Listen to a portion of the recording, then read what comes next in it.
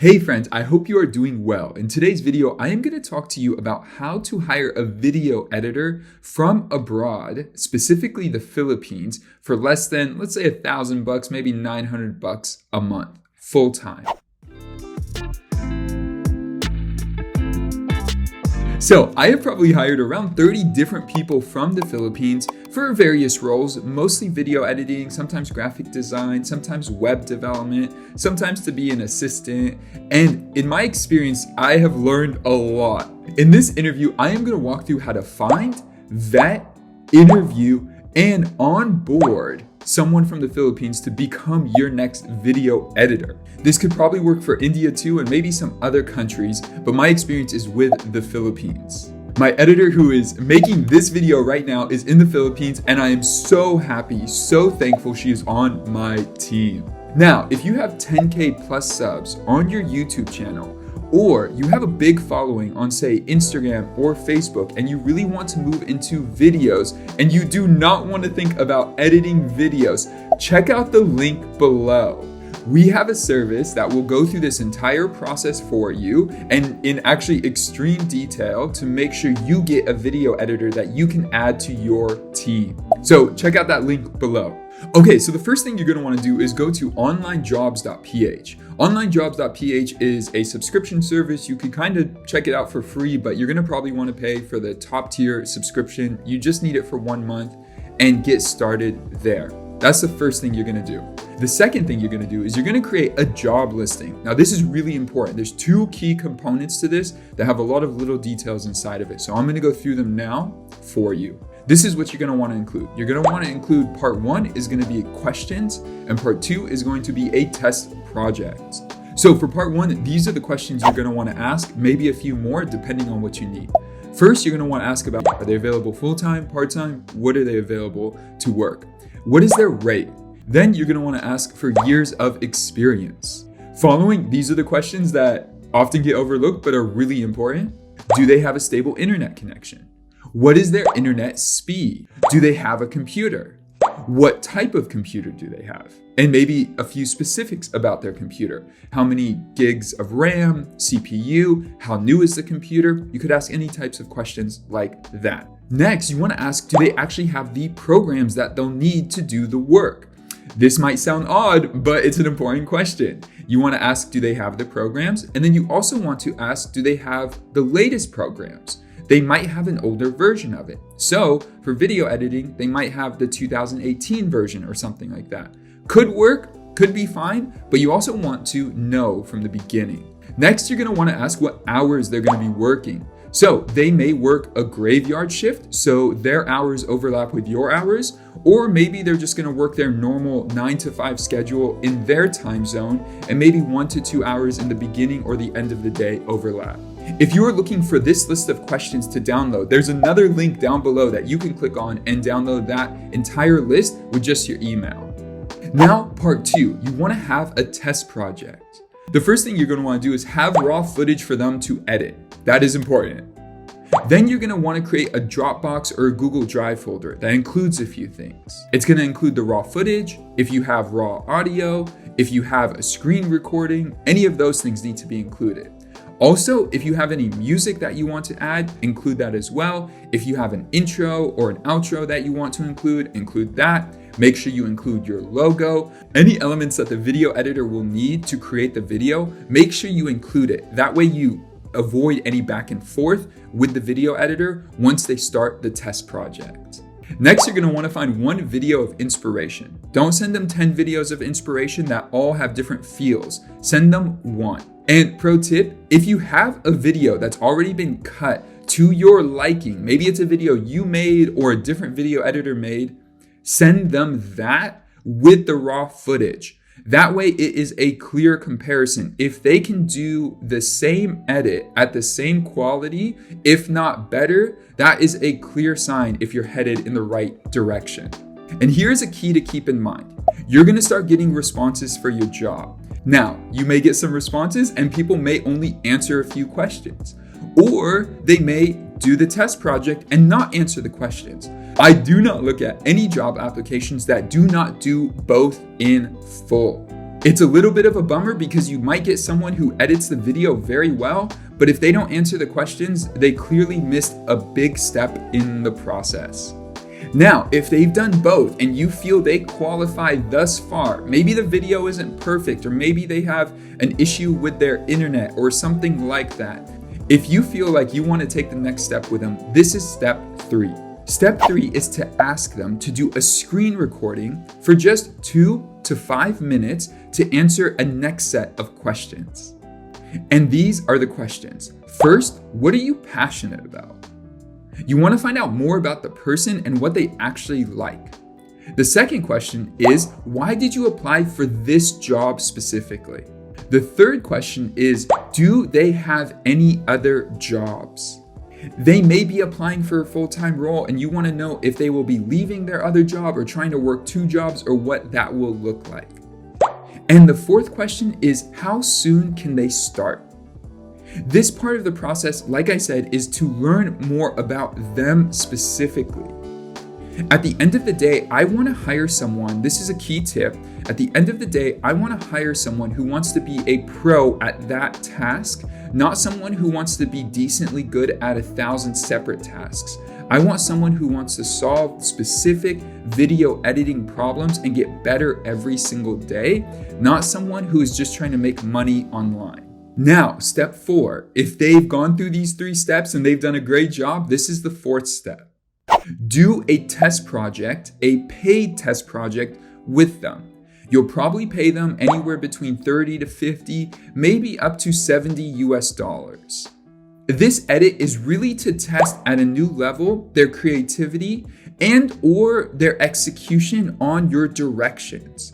This really depends on the type of videos you're looking to get edited. So if you want YouTube style videos or Instagram style videos or videos that are really good for LinkedIn, all of those have different editing styles. And so you're gonna really wanna push into whichever style you really want them to do, at least to begin, and be clear on what you want and see how they add their creative touch to it.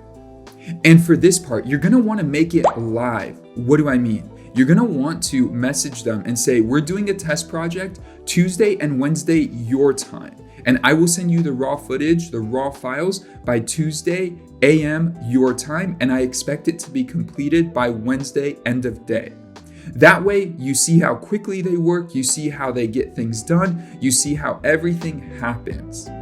Okay, now we are on step 5. This is a 7-part process and we are on step 5. We're almost there. Now, if they've gone through all this, they've done an excellent job, and it's not perfect, but they are on the right track. They're the type of person you would love to have on your team. They love to do the work you're asking them to do.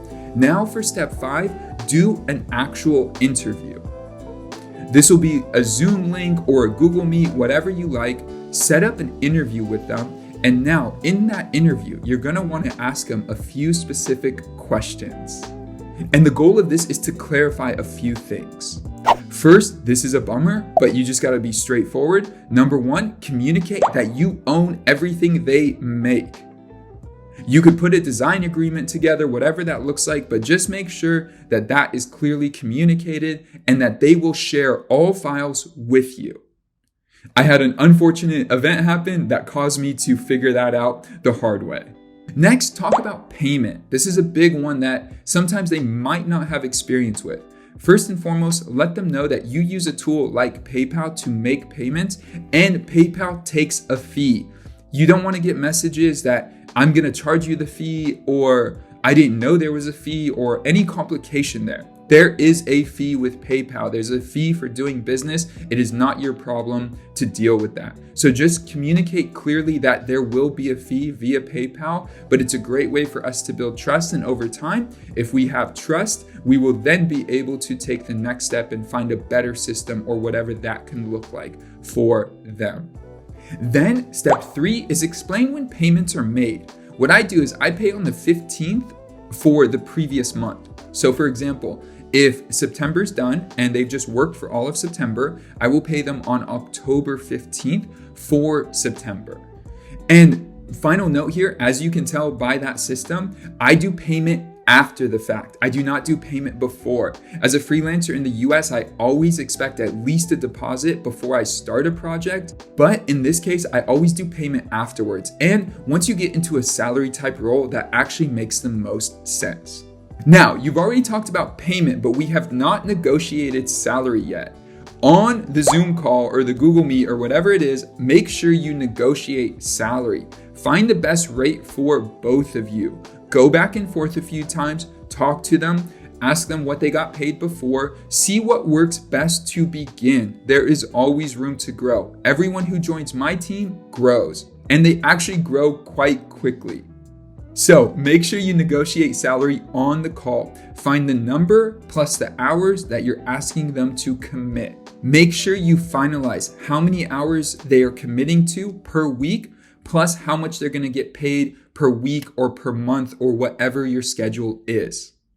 Next, you're going to want to let them know that they're going to track their time with a free tool like Harvest and send that to you every single week, Monday morning. Next, the big thing you want to keep in mind is that you do not want to micromanage them. So you're going to let them know that their job is to communicate what they're working on daily. And there's a simple model for doing that. In a message board like Slack or through email, every single day they send you a simple message saying, I'm working on this and I will have it back to you, or it will be completed by this day. That way you have a clear record of what's happening, what's being worked on, and especially for video editing, it could feel like they might disappear for 1, 2, or 3 days, when in reality they are working on it. But this form of communication allows you to know what they're working on at all times, and if you need to make any adjustments to that. Pro tip, in this interview, talk about trust. There is a huge elephant in the room, which is this. They are on the other side of the planet. So communication and delivering on deadlines is the way you build trust. If those things are not happening, trust is not being built. So for the next 3 to 6 months, we are in a process of building trust together. Yes, you're editing videos, and yes, you're getting better at editing videos, but you're also very much a part of the communication process of what you're doing so that we build trust over time. I trust my video editor so much, and at this point, it's only about a 3-month process for me to get really comfortable and confident and know with conviction that they are working on what they say they're doing and delivering at high levels of speed, execution, and just getting things done in a fabulous way. And finally, in the interview, you do want to mention that the first 3 to 6 months is a probationary period, so we can test you out. This really just makes it clear that this is not a promised gig until they really show up and make sure that the trust is built. Okay, that was a lot, but now we are on to part 6. Now it is time to onboard them. So you're gonna wanna schedule time to get them logged in, handle any 2-factor authentication because Google is not gonna like that someone in the Philippines is logging into your account when you've never been to the Philippines. My recommendation here is use a tool like 1Password. It allows for everyone to have the same passwords at the same time, especially if you change them, but at the same time, it makes sure that you're not actually giving the passwords out.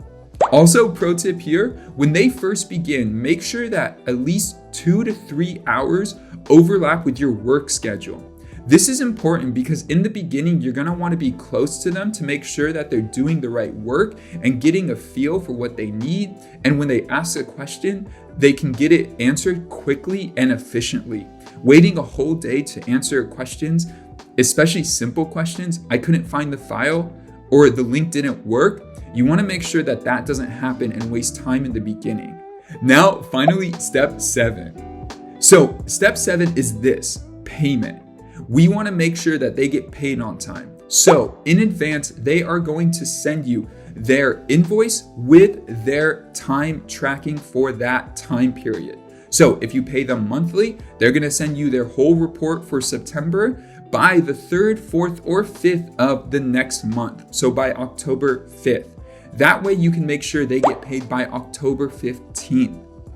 Make sure you make payment on time. If you delay on payment, that breaks trust with them.